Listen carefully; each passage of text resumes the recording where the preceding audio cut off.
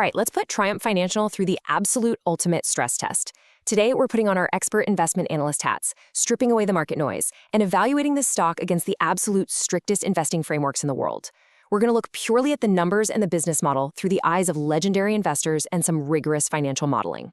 The stakes are really high for this niche transportation and payments company. They're doing some genuinely fascinating things in the freight space right now, but with a current price sitting at $75.68, you kind of have to wonder, would Warren Buffett, Peter Lynch, or Benjamin Graham actually pull the trigger? And more importantly, should you consider adding it to your own portfolio? Let's run the data, calculate the exact intrinsic values, and see if there's a true margin of safety here. Here is our roadmap for today's explainer. 1. Snapshot and Buffett lens. 2. The Peter Lynch lens. 3. The Benjamin Graham lens. 4. Discounted cash flow valuation. 5. Alternative valuation models. And finally, 6. Synthesis and final recommendation. Section 1. Snapshot and Buffett lens. Let's establish our baseline. Triumph Financial, ticker TFIN, is a $1.8 billion company operating in the freight and factoring space, and they're currently navigating a pretty brutal freight recession. They are generating $1.34 in trailing 12-month earnings per share, but get this, their return on equity is just 2.71%. Now, for a traditional bank or factoring company, that is incredibly low. But as we're about to see, Triumph isn't exactly traditional anymore. This pivot they're making brilliantly illustrates Warren Buffett's concept of an economic moat. Triumph is transitioning from standard factoring, which has a healthy 34.7% operating margin, to highly defensible transactional network effects. They're targeting North Star metrics for their newer payments and intelligence networks that boast margins somewhere between 50% and 86%.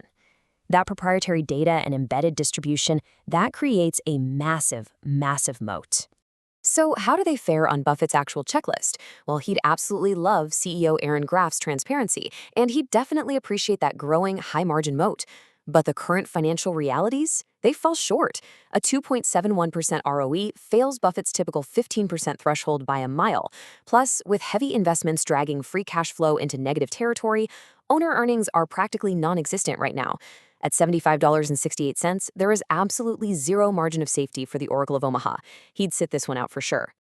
Section 2. The Peter Lynch lens.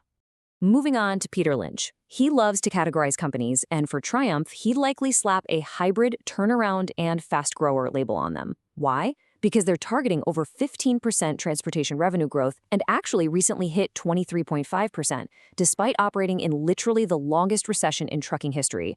If the freight cycle turns around, Triumph's top line could absolutely explode. But, and this is a massive but, here is where Lynch hits the brakes. Their PEG ratio is 2.78. We get this by taking their trailing PE of 55.7 and dividing it by their target 20% core payments growth rate. You know Peter Lynch gets very nervous with anything over 1.0, right? So at 2.78, you're paying a huge premium for that anticipated growth.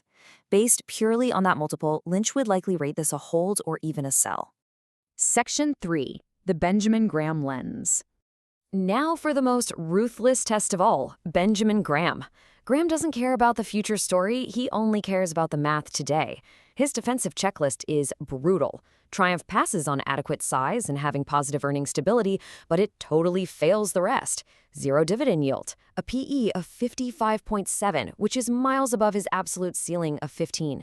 And it's trading at roughly double its book value, failing the moderate price-to-book test too. This is an uphill battle. When we actually run Graham's intrinsic value formula, we hit a wall. By multiplying his base constant of 22.5 by the 1.34 EPS and the 38.05 book value per share, then taking the square root, we get Graham's absolute intrinsic value limit, and it's just $33.87. With the stock trading up above $75, the margin of safety is completely non-existent. Graham wouldn't even touch this stock today. Section 4. Discounted cash flow valuation. All right, let's step away from the gurus and build our own objective discounted cash flow or DCF model. To forecast future free cash flows accurately, we basically have to assume the company successfully reaches those stated North Star margin targets over the next 5 years. For the sake of the model, we're giving management the benefit of the doubt that they'll execute on this highly profitable SaaS-like transition. But even giving them that benefit of the doubt, the math is still really tough. Assuming a standard 10% weighted average cost of capital, our base case fair value lands at $54.10 per share. Check out the sensitivity here. Even with incredibly generous projections, say a 9% discount rate and 3% terminal growth, we still only mathematically hit $72.50. That still falls short of the current $75.68 price tag.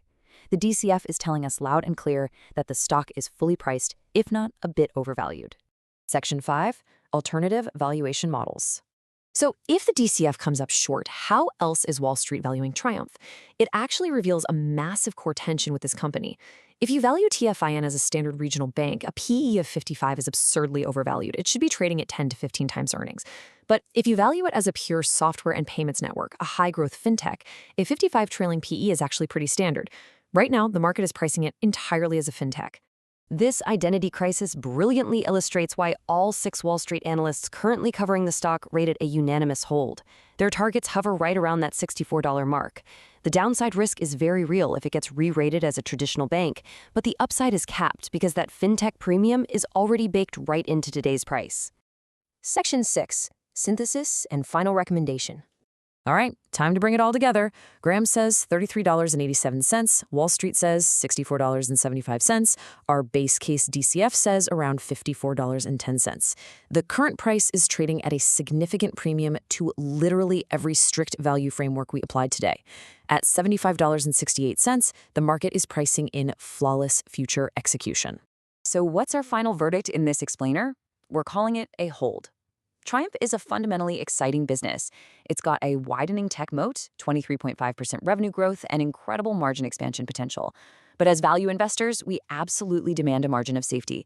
The smart move here is to wait for a broader market dip or a cyclical freight pullback to secure this stock at a price much closer to our mid-50s DCF valuation. CEO Aaron Graft made a great point recently, stating that the whole purpose of investing in their network was to compound earnings for investors. Management's vision is crystal clear, and they are executing really well in an incredibly tough environment. But as an investor looking at the math today, you are basically paying upfront right now for all of the compounding they're promising tomorrow.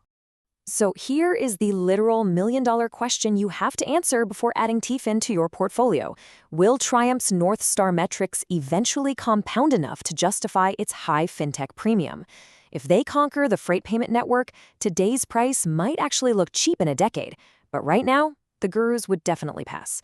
Thanks for joining us for this explainer, and remember, always keep questioning the numbers.